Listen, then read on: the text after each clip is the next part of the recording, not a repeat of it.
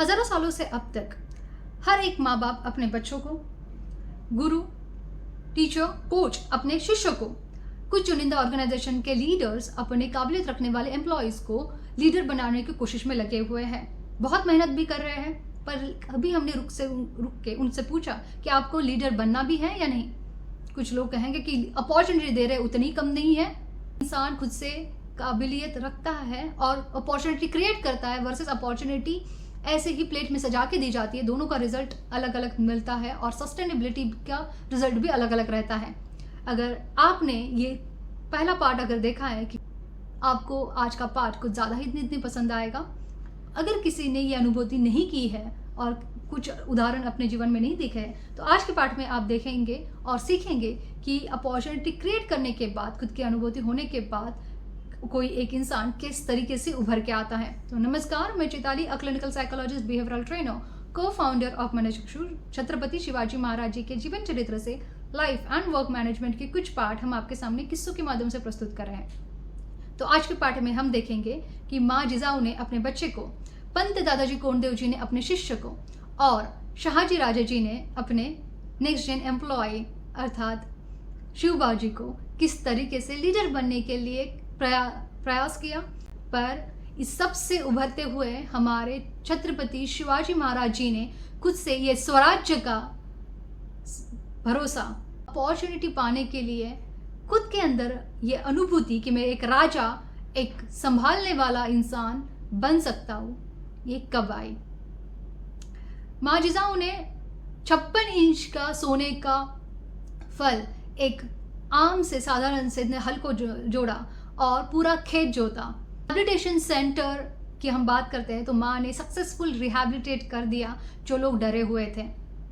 ये सारी चीज़ें हमारे शिव बाप बहुत अच्छी तरीके से देख रहे थे, समझ रहे थे। माँ जिजाऊ का प्रयास ये था कि खुद के बच्चों को लोगों के साथ कनेक्ट करवाना, आम से लोगों की जिम्मेदारी और जीवन कैसे होता है ये समझना, और उसी के लिए उनका समझदारी बढ़ाना भी उतना ही ज़रूरी है। इसलिए लाल महल में उन्होंने शिव बाप को स्मृति, वेद, उपनिषद, रामायण, महाभारत, सुभाषित इनके पाठ तो पढ़ाए।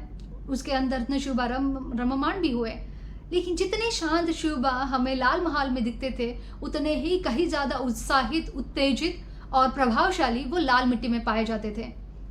लाल मिट्टी का मैदान, अरण्य, जंगल, नदी, नहर, पेड़, पर्वत, ऐसे हर जगह पे शिवबा पाए जाते थे। खेलते हुए, कुश्ती लड़ते हुए, निशानबाजी करते हुए, घौड़ दौड़ करते हुए, ऊंची छलांगे मारते हुए, पेड़ के ऊपर से चढ़ते हुए और हर एक बच्चे के साथ मिलजुल के बातचीत करते हुए।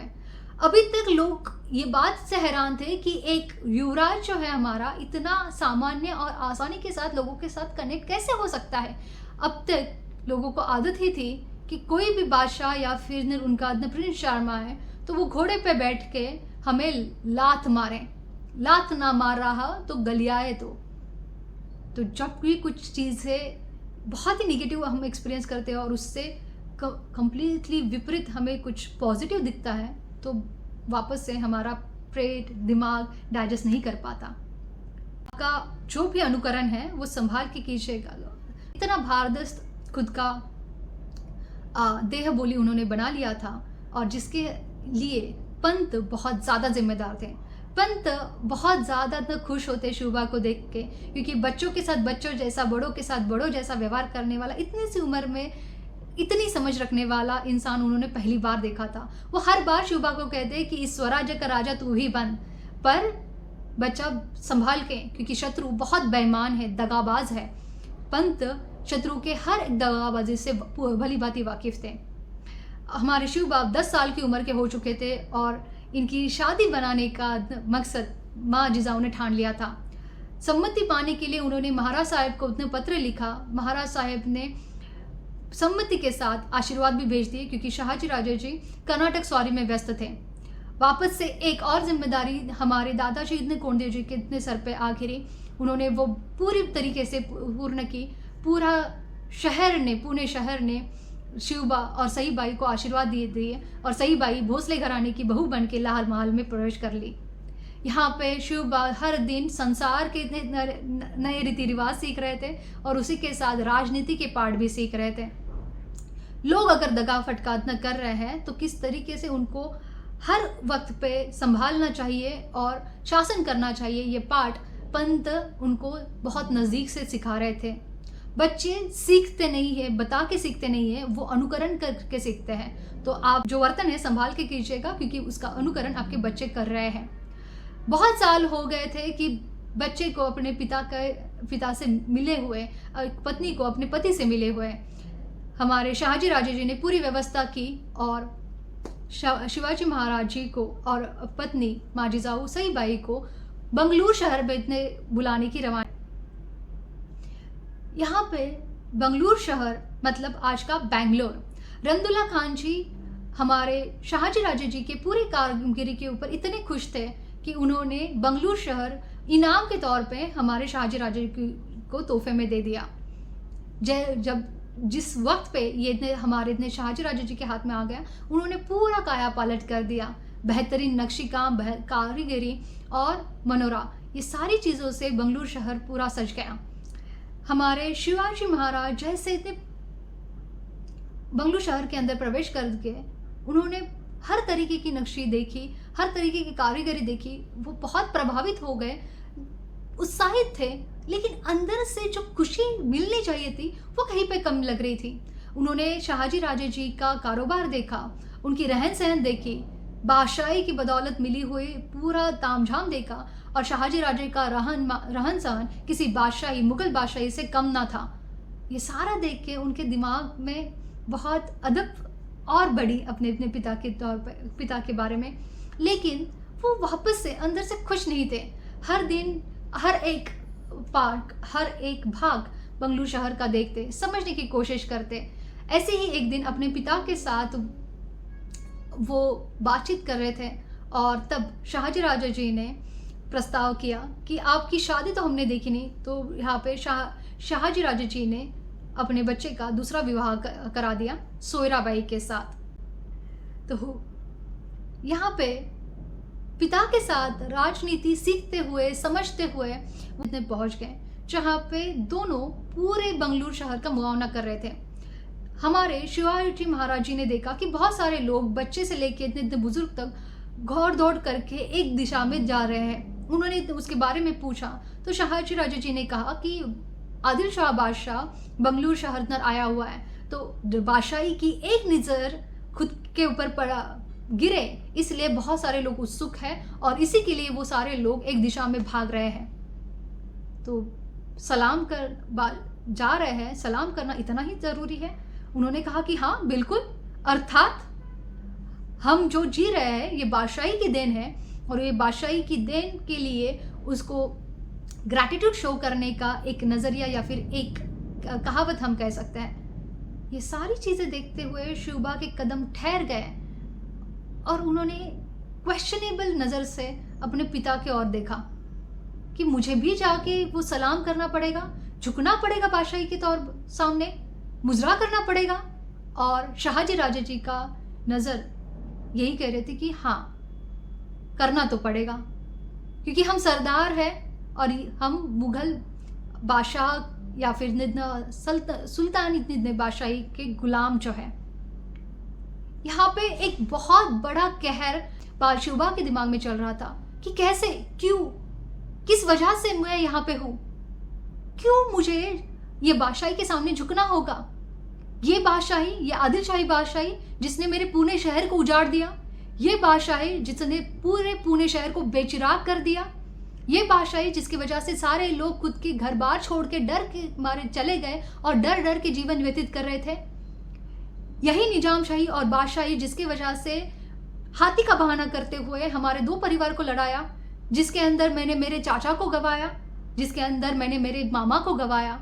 यही निजाम शाही जिसने बहुत ही चतुराई से मेरे नाना जी और मामा जी का खून करवा दिया देवगिरी पे। यही बादशाही जिसके वजह से मेरे नानी और मामी और पूरे इतने मामा जी का घर परिवार सती चले गए। यही घर आतंक जिसकी वजह से हजारों महिलाएं लूटी गई, बच्चे लूटे गए और जितने हमारे इतने मराठे मावड़े मारे गए उसकी गिनती ही नहीं है। यही बादशाही जिसकी वजह से आज भी हर एक वतनदारी और जहांगीरी के लिए लड़ रहा है और खुद के गले इतने काटे जा रहे हैं। क्या है ये? क्यों है ये? और इसका गुलाम मुझे क्यों बनना है?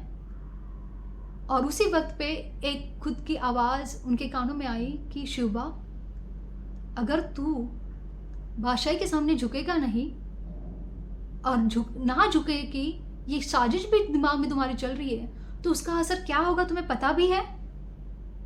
ये जो कपड़े तुमने पहने हैं वो किसकी बदौलत है? ये बंगलुरु की गद्दी किसकी बदौलत है? वो पुणे की जहांगीर किसकी बदौलत है? ये तुम जो शानो शौकत देख रहे हो किसकी बदौलत है? ये शहाजी राजे, इनका मान सम्मान किसकी बदौलत है? अगर बादशाह को पता भी चला, थोड़ी भनक भी लग गई कि तुम आवेश में आके उनसे फितूर होने की कोशिश में लगे हुए हो, तो पता भी है तुम्हारे पिता की गद्दी के साथ, मान सम्मान के साथ क्या क्या हो सकता है। अभी अभी शादी हुई है तुम्हारी, संसार संभालो, संसार करो, संसार को समझो। इतना आवेश हो में बागी मत बनो शिवबा, बागी मत बनो। ये पूरी बेचैनी दिमाग में चल रही थी और उन्होंने ठान लिया कि नहीं, मेरा सयादी मुझे पुकार रहा है, मैं फितूर बनूंगा, मैं मेरे स्वराज्य के लिए, स्वराज्य की स्वप्न पूर्ति के लिए आवेश में आऊंगा। मेरी माँ साहेब ने जो नींव रखी है, लोगों को अपना बना के, लोगों के दिमाग से डर मिटा के एक स्वराज्य बनाने की नींव, उसके ऊपर मनोरा मैं सजाऊंगा। मेरे पिता का जो हर बलिदान है उसको अपना के मैं आगे बढ़ूंगा। ये पूरी बेचैनी, पूरा आवेश, पूरा क्वेश्चन का चक्रव्यूह शहाजी राजे भली बातें जानते थे, क्योंकि आखिर वो भी उससे गुजर रहे ही थे।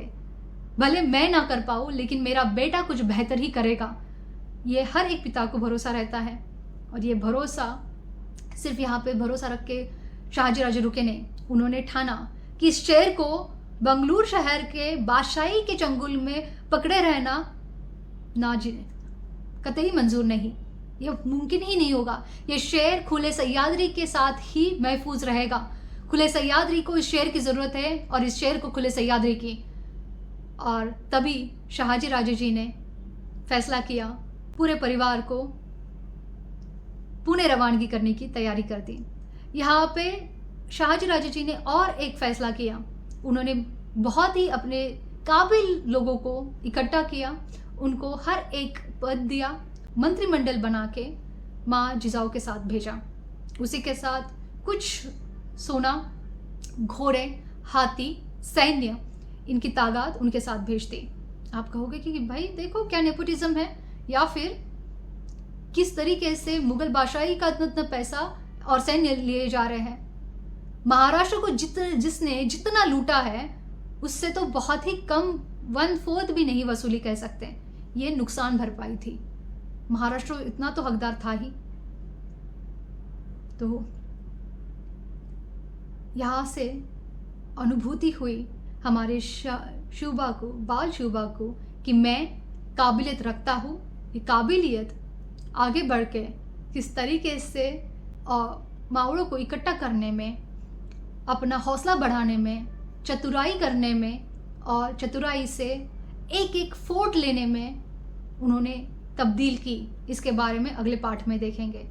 मैं ठान लूँगा और कर दूँगा, इसके बीच में प्लानिंग की ज़रूरत होती है।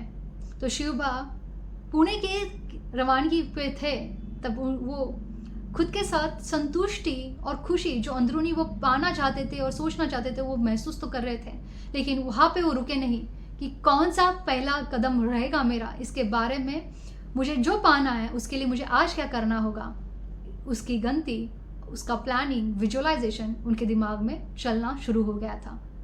तो आप सोचिए आपकी रिसोर्सेज क्या है, आपका गोल क्या है, और वो पाने के लिए मुझे आज क्या करना होगा।